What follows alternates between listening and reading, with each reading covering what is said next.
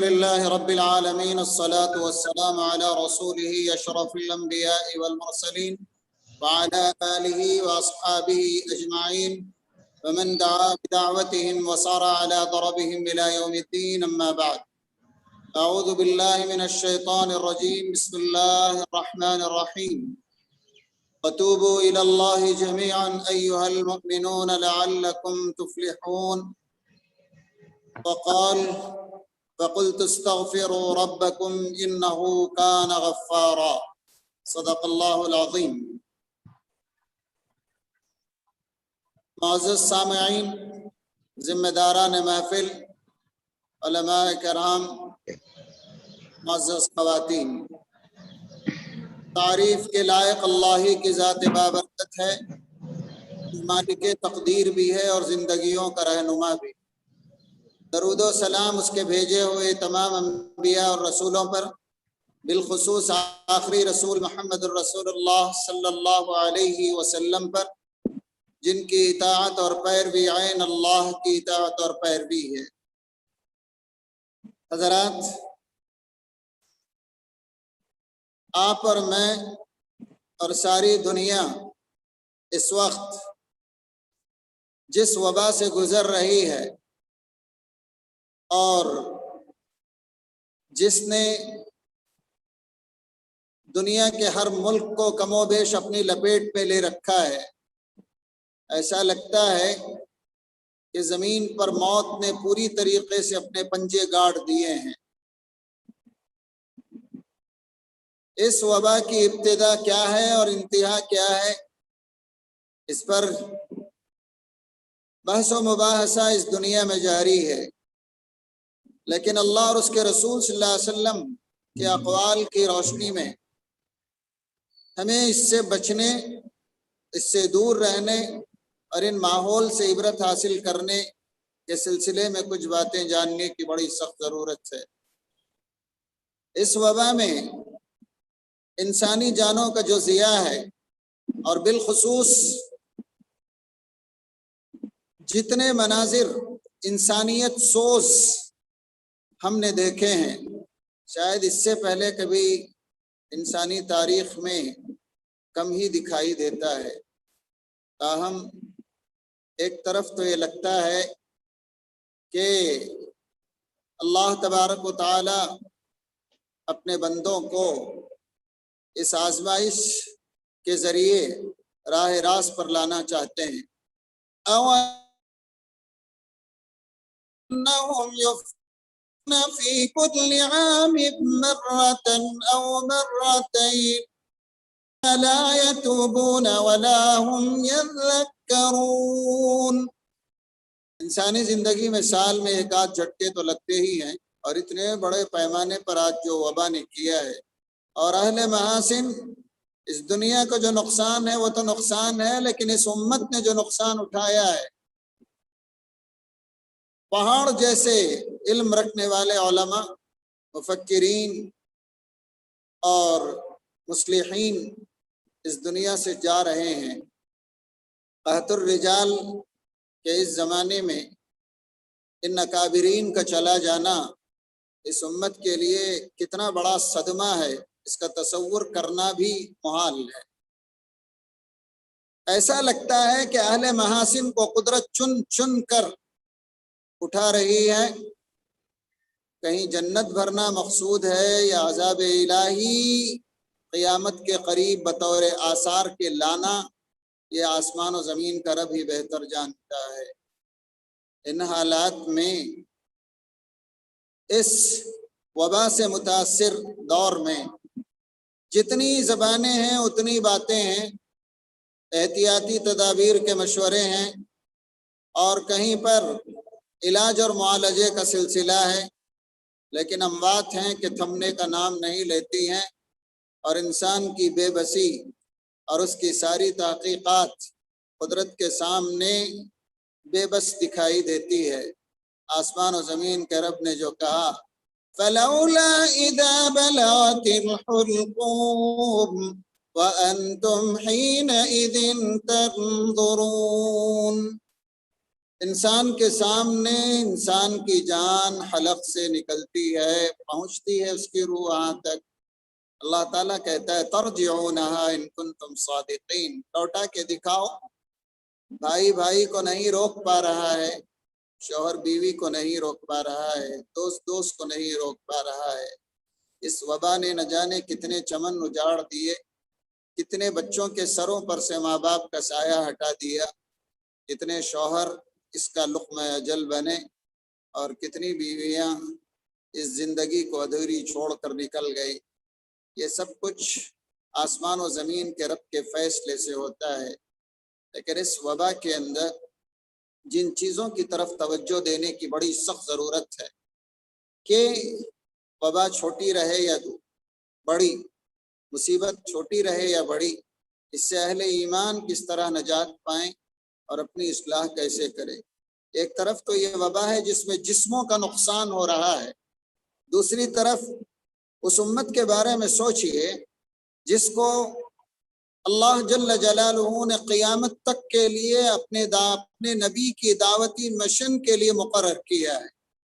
اللہ تبارک و تعالی اپنے محبوب نبی محمد الرسول اللہ صلی اللہ علیہ وسلم کی اس امت سے وہ کام لے رہا ہے جو نبی کریم صلی اللہ علیہ وسلم نے اس امت کے حوالے فرمایا۔ قیامت تک لوگوں کی رہبری، قیادت اور انہیں راہ حق دکھانا یہ امت کے اوپر ہے۔ دوسری دفعہ اگر ہم غور و فکر سے کام لیں تو جہاں یہ وبا انسانی جسموں پر طاری ہوتی ہے اور موت کی شکل میں ختم ہو جاتی ہے، دوسری طرف اس وبا پر بھی توجہ دیجیے جسے اسلام دشمن طاقتوں نے اور ان کے منصوبوں نے اس امت کو فکری ارتداد کی وبا میں شامل کر دیا ہے۔ امت مسلمہ کا نوجوان، اس کا پڑھا لکھا طبقہ مادیت کے جال میں ایسا پھنسا ہے کہ اپنی زندگی کے مقصد اور اس کی غرض و غایت کو اس نے نظر انداز کر دیا ہے۔ سجدے بھی ہیں، تہجد بھی ہے، تلاوت بھی ہے، ریاضت بھی ہے، ذکر و اذکار بھی ہے، لیکن فکراً دین اسلام کا غلبہ نہ فکر پر غالب ہے اور نہ ہی جسموں کے اوپر۔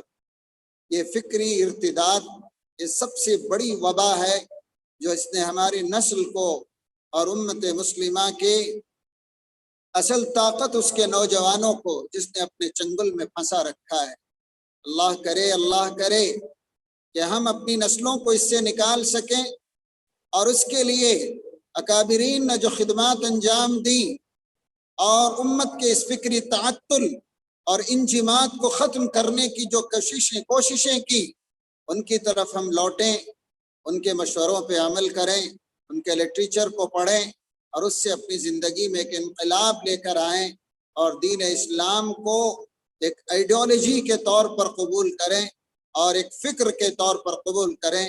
اگر ہم نے ایسا کر لیا تو یہ وبائیں دنیا میں آتی ہیں اور جاتی ہیں، ان وباؤں سے انسانوں کا جانی نقصان تو ممکن ہے، لیکن اگر کوئی امت جس کام کے لیے خدا کی طرف سے مقرر کی گئی ہو اور وہ کسی فکری ارتداد کا شکار ہو جائے اور اس وبا کا شکار ہو جائے کہ اس کی فکر ہی ختم ہو کر رہ جائے، تو پھر اس دنیا کا کیا ہوگا؟ ذرا سوچ کر دیکھیے۔ اس وباؤں کے دور میں وہ بھلے چھوٹی رہے یا بڑی، دو راستے ہیں، ایک توبہ ہے اور دوسرا استغفار۔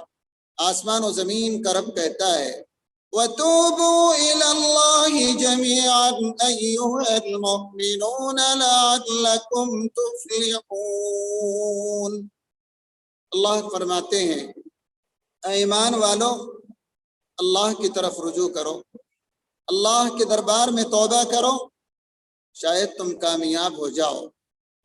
اور توبہ انسان کو اپنے رب سے جوڑ دیتا ہے، بندے کو راہ حق کا مسافر بنائے رکھتا ہے، انسان کو اس کی غلطیوں پر احساس ندامت کا اختتام توبہ پر لے ختم ہوتا ہے۔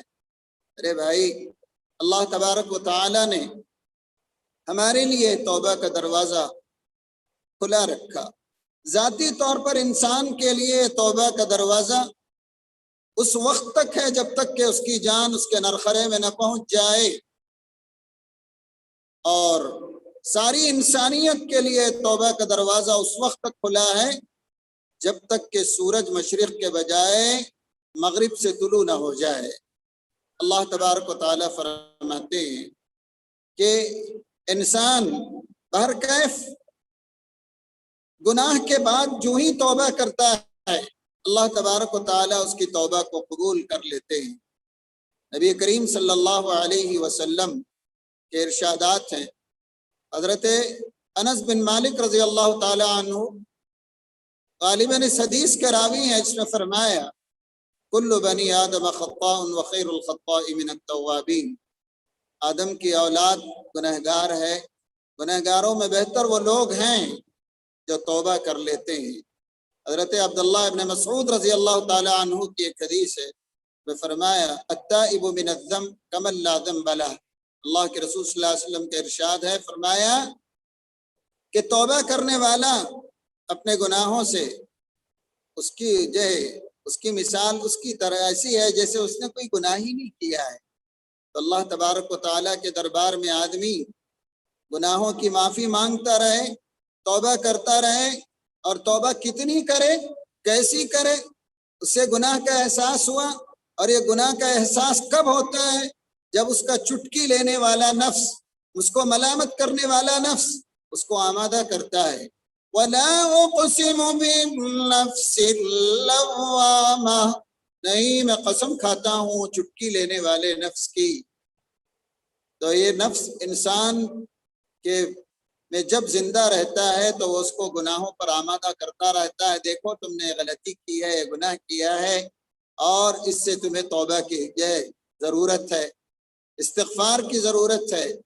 لہذا اللہ تبارک و تعالی یہ نفس جب مر جاتا ہے تو اللہ تبارک و تعالی انسان کے اس نفس کے ساتھ ہی اس کے لیے توبہ کے راستے کو بہت محدود کر دیتے ہیں، کہ سعدی نے جسے کہا کہ نفس امارہ را پیروی کے ناگاہ گرفتار دوزخ شوی، کہ نفس امارہ کا جو شکار ہوا سمجھ لو کہ وہ جہنم کا شکار ہوا۔ تو یہ نفس لوامہ انسان کو آمادہ کرتا ہے، انسان کے لیے توبہ کے دروازے، ہدایت کے دروازے، راہ حق اور راہ راست پر آنے کے راستے اس وقت تک کھلے ہیں جب انسان گناہ کو گناہ سمجھے، اور اس گناہ کے بعد انسان نے کبھی سکون پایا ہو، انسانی تاریخ میں کہیں ایسا نہیں ہے۔ اہل دل کہتے ہیں گناہ کے بعد انسان کا دل، حدیث میں اللہ کے رسول کے فرمان کے مطابق سیاہ نقطے کا عروج ہوتا ہے، جہاں تک کہ آدمی توبہ نہ کر لے۔ اگر توبہ اس نے نہیں کی تو یہ سیاہی بڑھتے بڑھتے بڑھتے سارے دل کو سیاہ کر دیتی ہے۔ ایک تو گناہ کا یہ نقصان ہے، دوسرا نقصان یہ ہے کہ انسان کی زندگی کا سکون اور اطمینان ختم ہو جاتا ہے، اور تیسرا اہل دل نے کہا کہ انسان جب گناہ کر لیتا ہے اور توبہ نہیں کرتا تو اس کے نتیجے میں نیکیوں کی توفیق چھین لی جاتی ہے، عبادت بوجھ معلوم ہوتی ہے، زکوٰۃ اور خیرات ایک زبردستی کا سودا محسوس ہوتا ہے، بہتر اخلاق کا مظاہرہ اس کی نظروں میں کھٹکنے لگتا ہے، ایک اچھے معاشرہ، اس کے وجود اور اس کے ترقی کے لیے کوششیں اور کاوشیں، قدامت پسندی کا ثبوت اس کے دماغ میں گویا کہ سمجھ میں آتا ہے۔ یہ سب گناہوں کا نتیجہ ہوتا ہے، اور جب آدمی اس سے چھٹکارا پائے اور توبہ کا دروازہ کھٹکھٹائے، اللہ جل جلالہ ہمیں راہ راست پر لاتے بھی ہیں اور اپنے قریب بھی کرتے ہیں اور رحمتوں سے نوازتے بھی ہیں۔ یہ ہے توبہ۔ کافر کفر سے توبہ کرے، گنہگار گناہوں سے توبہ کرے، کوئی اگر یہ دعویٰ کرے کہ مجھ سے کوئی گناہ کبیرہ نہیں ہوا تو عمل کی غفلت سے کرے، یا عمل میں ریاکاری سے توبہ کرے۔ اگر رہی یہ بات کہ کوئی یہ تو نہیں کہہ سکتا کہ میں دنیا میں سب سے مخلص ہوں، کیونکہ آسمان و زمین کے رب نے جسے سراپا رحمت بنا کے بھیجا، نبی اکرم صلی اللہ علیہ وسلم نے فرمایا ما عبدناک حق عبادتہ، اے رب ذوالجلال، تیرے نبی نے ایسی عبادت نہیں کی جیسا کہ کرنے کا حق ہے، تیرا حق جتنا ہے اتنی عبادت تیرے نبی نے نہیں کی ہے، لہذا عبادت توبہ آدمی کرتا رہے۔ اور دوسرا راستہ ہے استغفار کا۔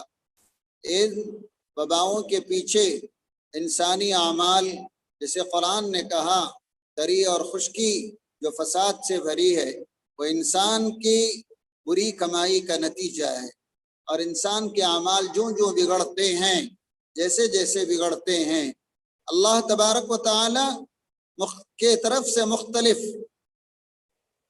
متنبہ کرنے والے عذابات اس زمین پر آتے رہتے ہیں۔ وبا بھی اسی کی ایک شکل ہے، اور اس سے ہمیں عبرت حاصل کرنا چاہیے۔ اور استغفار تو استغفار ہے، انسان کو توبہ کے راستے پر ڈالتا ہے، توبہ کے دروازے پر لے جاتا ہے، رب کے حضور اس کو مقبول اور محبوب بناتا ہے۔ استغفار بھی کیا غضب کی چیز ہے، دنیا کے ہر مسئلے کا حل بھی ہے، روحانی تسکین کا ذریعہ بھی اللہ تبارک و تعالیٰ نے اس میں رکھا ہے۔ حضرت سیدنا حسن ابن علی رضی اللہ تعالی عنہ کے دربار میں ایک شخص نے آ کر کہا کہ حضرت دعا فرمائیں، بارش نہیں ہو رہی ہے۔ آپ نے کرو۔ نبی کریم صلی اللہ علیہ وسلم کے نواسے سے شخص نے آ کر پوچھا کہ حضرت دعا فرمائیں کہ تجارت میں نے مال لگایا ہے، منافع حاصل ہو جائے۔ ایک تیسرے شخص نے آ کر کہا نرینہ اولاد کی آرزو ہے۔ ایک چوتھے شخص نے آ کر کہا باغ میں بھرپور پھل آ جائیں، دعا فرمائیں۔ اور ایک اور شخص نے آ کر کہا کہ میں نے کنواں کھدوایا ہے، پانی نکل آئے، اس کے لیے دعا فرمائیں۔ تمام سوالات میں ایک ہی جواب تھا کہ استغفار کریں۔ حاضرین نے پوچھا امام حسن رضی اللہ تعالی عنہ سے کہ آپ نے ہر آدمی کو استغفار کے لیے کہا، کیا بات ہے؟ تو حضرت سیدنا حسن ابن علی رضی اللہ تعالی عنہما نے فرمایا کہ میں نے کہا آسمان و زمین کے رب کا فرمان ہے فَقُلْتُ اسْتَغْفِرُوا رَبَّكُمْ إِنَّهُ كَانَ غَفَّارًا يُرْسِلِ السَّمَاءَ عَلَيْكُمْ مِدْرَارًا وَيُمْدِدْكُمْ بِأَمْوَالٍ وَبَنِينَ وَيَجْعَلْ لَكُمْ جَنَّاتٍ وَيَجْعَلْ لَكُمْ أَنْهَارًا۔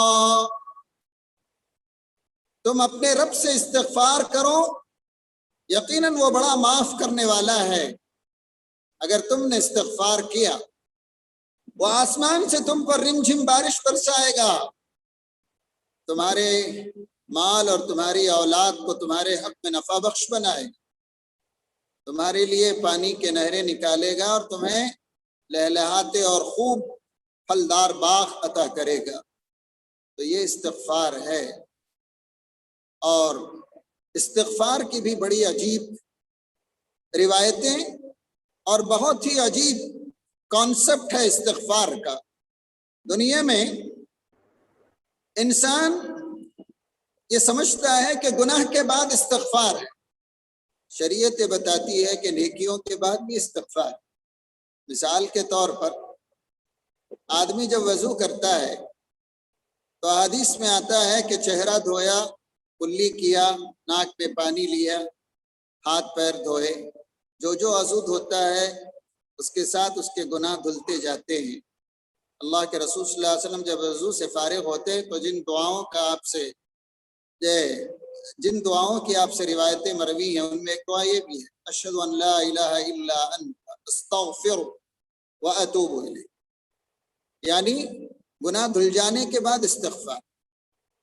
آدمی نے نماز پڑھ لی، نماز کے ساتھ اس کے گناہ دھلے، لیکن اللہ کے رسول کا معمول کیا تھا؟ آپ نماز سے فارغ ہوتے تو سب سے پہلے فرماتے اللہ اکبر استغفر اللہ، نماز کے بعد استغفار۔ اور تہجد آیا اللہ کے رسول صلی اللہ علیہ وسلم کے تہجد کا ذکر فرمایا ومن الليل فتهجد به نافلة لك عسى أن يبعثك ربك مقاما محمودا۔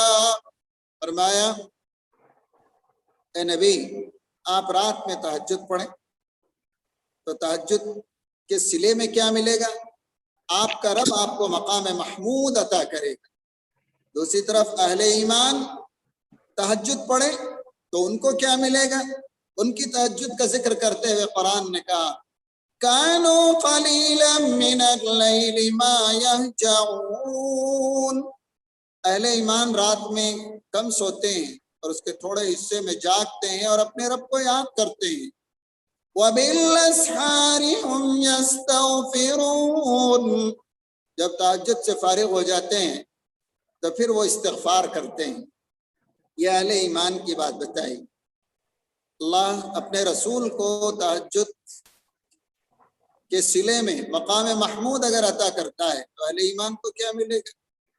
مفسرین نے یہاں بڑا عجیب نکتہ لکھا، اللہ کے رسول کو مقام محمود ملے گا اور اہل ایمان کو تہجد کے نتیجے میں صاحب مقام محمود کی شفاعت ملے گی۔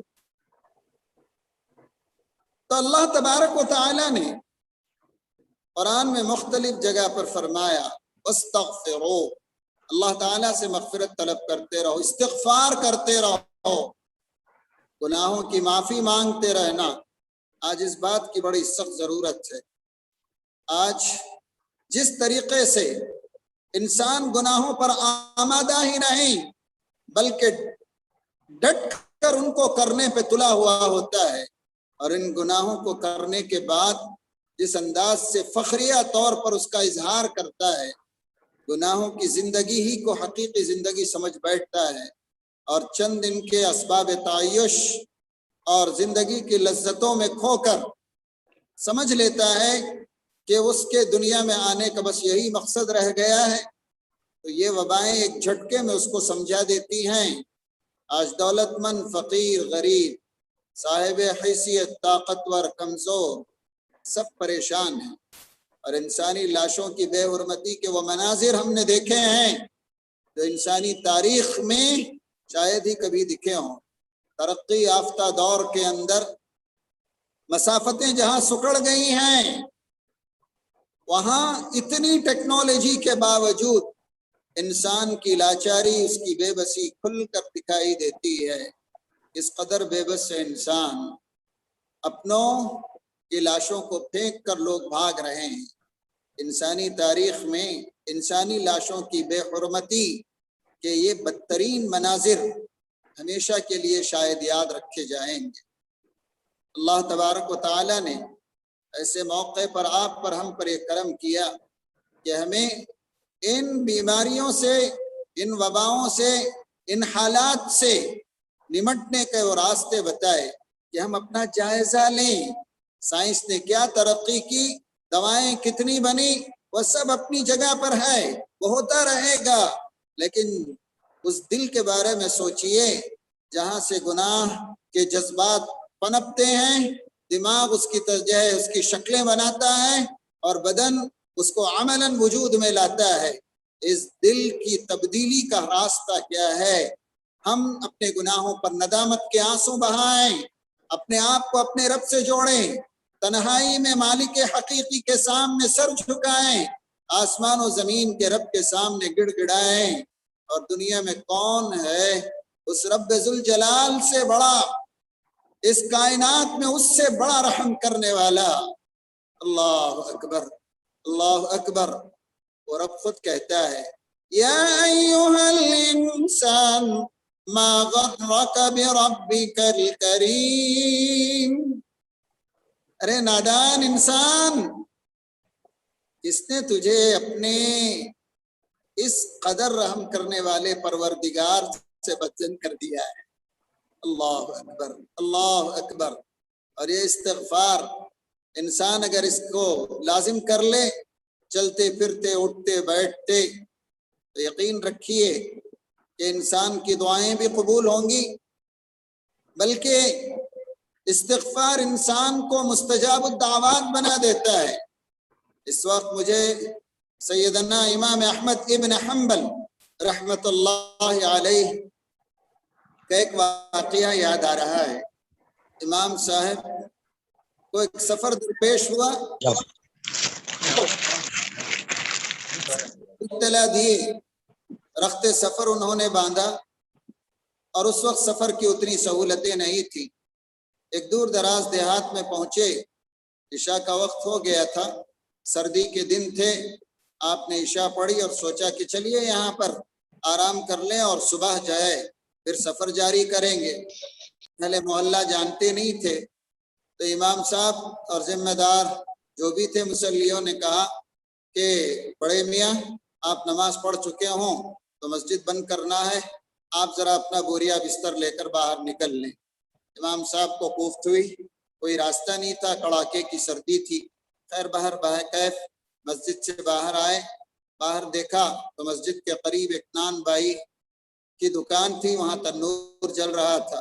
اس کے قریب گئے، سلام کیا اور اس سے کہا کہ بیٹا کوئی تکلیف تو نہیں؟ تو اس نے کہا ہاں کوئی بات نہیں ہے۔ تو پھر آپ نے آگ تاپی اور نوجوان آٹا گون رہا ہے، پھر اس کو روٹی کے لیے کاٹ رہا ہے۔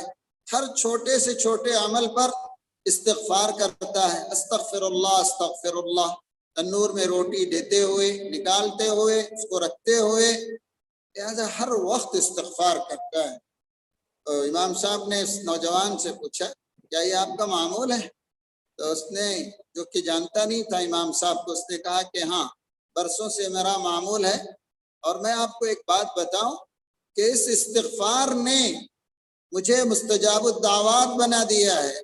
میرا رب میری ہر آرزو پوری کرتے ہیں، میرا رب میری ہر آرزو پوری کرتا ہے، میں جو مانگوں میرا رب عطا کر دیتا ہے، اور میں بس استغفار کرتا ہوں۔ ہاں ایک دعا ہے، ایک آرزو ہے، اور وہ آرزو دیکھیں میرا رب کب پورا کرتا ہے۔ امام احمد ابن حنبل نے پوچھا کون سی آرزو ہے؟ سنا مدینے میں ایک بہت بڑے امام رہتے ہیں جن کا نام احمد ابن حنبل ہے، میں ان سے ملاقات چاہتا ہوں، لیکن کیا کروں کہ میرے ذمے معذور اور بوڑھی ماں کی خدمت ہے، اور اس دکان پر کوئی دوسرا نہیں ہے، اور میرے لیے سفر کرنا آسان نہیں ہے۔ اللہ تعالیٰ نہ جانے کب میری یہ آرزو اور میری یہ دعا قبول کرے گا، اور یقین ہے کہ میرا رب ضرور کرے گا۔ کیوں؟ اس لیے کہ اس نے کبھی اپنے اس بندے کی کوئی دعا رد نہیں کی ہے۔ تو امام احمد ابن حنبل اٹھ کر کھڑے ہوئے اور اس نوجوان کو بلا کر کہا کہ بیٹا رب العالمین نے تیری اس دعا کو بھی قبول کر لیا، میں ہی احمد ابن حنبل ہوں، میں ہی احمد ابن حنبل ہوں۔ اس استغفار کے ذریعے رب سے جڑی، ہم اپنی زندگی میں تبدیلی لائے، اور ہماری زندگی ایک ہمیشہ کی زندگی کا یہ مقدمہ ہے۔ اس زندگی کو راہ راست پر رکھیں، ہماری سوچ میں تبدیلی لائیں، عبادتیں، ریاضتیں، تلاوتوں کے ساتھ ساتھ دین اسلام کو ایک مکمل نظام سمجھنے کی فکر پیدا کریں۔ اور اگر ہم نے ایسا نہیں کیا تو ایسی وبائیں آتی رہیں گی۔ دنیا یہ سمجھتی ہے کہ شاید اللہ کے نافرمانوں پر، جنہیں کافر یا مشرک کہا جاتا ہے، قرآن نے جنہیں کہا، ان کے لیے یہ سب عذابات ہیں، بلکہ اگر غور کیا جائے عذاب تو امتوں پر آتے ہیں۔ قوم یہود کو دیجئے، ان سے پہلی امتوں کو لیجئے کہ کتنے عذابات ان پر آئے، کہ انکار کرنے والوں کے لیے دنیا میں تو مختصر عذاب ہے۔ یہ کوئی عذاب ہے کہ فرعون اپنے لشکر کے ساتھ پانی میں 2 ڈبکیاں لگائی اور مر گیا، ختم ہو گیا۔ کہیں زمین پھٹی، قوم دھسا دی گئی، کسی پر بجلی گری وہ تباہ ہو کر رہ گئے۔ اس عذاب سے کام ہو جائے گا؟ پوری زندگی کی نافرمانی کی بس اتنی ہی سزا؟ اللہ تو کہتے ہیں وَلَعَذَابُ الْآخِرَةِ أَكْبَرُ، اصل عذاب تو وہاں ہے، اصل عذاب تو وہاں ہے۔ یہ تو اہل ایمان کے لیے ہے، راہ راست پر آنے کے لیے۔ کیوں؟ اس لیے کہ جتنی بھی امتیں उम्मत मुहम्मदिया से पहले गुजरी हैं, उनमें अगर वो लोग नहीं रहे तो फिर उनको राह रास्त पर लाने के लिए ये झटके तो कुदरत देती है। तो हमारे संभलने के लिए, समझने के लिए, दुनिया में हमारे मकसद, आने का मकसद, रहने के मकसद को हमें अपनी जिंदगी में जिंदा रखने के लिए ये आजमाइशें हैं। तो सबसे पहला कदम तो ये है कि हम अपने रब से जुड़ें, और अपने रब से जुड़ने का रास्ता ये है कि हमारे रब की रहमत और हमारे बीच सबसे बड़ी रुकावट हमारे गुनाह हैं, हमारी नादानियां और नाफरमानियां हैं, हमारी बदआमालियां हैं, और इनसे छुटकारा एक तौबा का रास्ता है और दूसरा इस्तिग़फ़ार है। इन दोनों को अगर हमने लाजिम पकड़ लिया, यकीन रखिए आसमान और ज़मीन का रब 70 माओं से ज़्यादा मोहब्बत रखता है, और ख़ुद हमसे अल्लाह वो काम लेंगे जिसके लिए उसने अपने आखिरी नबी की उम्मत को मुंतखब फरमाया, जिसका आप और मैं एक हिस्सा हैं। और फिर इस पूरी दुनिया की तबाही से बचे रहने का वाहिद सबब भी कुरान ने बताया। ये जो चंद जाने लाखों जाने जा रही हैं, लेकिन दुनिया में अभी भी जो है इंसान बाकी है, इंसानियत बाकी है, इंसान को मौक़े हैं। तो क्यों हैं? कुरान ने इसका जवाब दिया, वमा कान अल्लाहु लियुअज़्ज़िबहुम व अंत फ़ीहिम वमा कान अल्लाहु मुअज़्ज़िबहुम व हुम यस्तग़फ़िरून। आपके होते हुए इन पर अजाब ना आए, ऐसी कोई बात नहीं है। लेकिन एक और वजह भी अल्लाह मियां बता रहे हैं, अहले ईमान में जब तक गुनाहों की माफी मांगने वाले, इस्तिग़फ़ार करने वाले होंगे, अल्लाह इस दुनिया पर कभी मुकम्मल अजाब नहीं भेजेगा।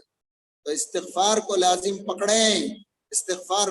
पकड़ें, और उम्मत पर जो फिक्री तअत्तुल, नई नस्ल पर जो फिक्री इर्तिदाद की वबा ज़हन और दिमाग पर कब्जा जमाए बैठी है, इससे हम खुद भी निकलें, अपनी नस्लों को निकालें।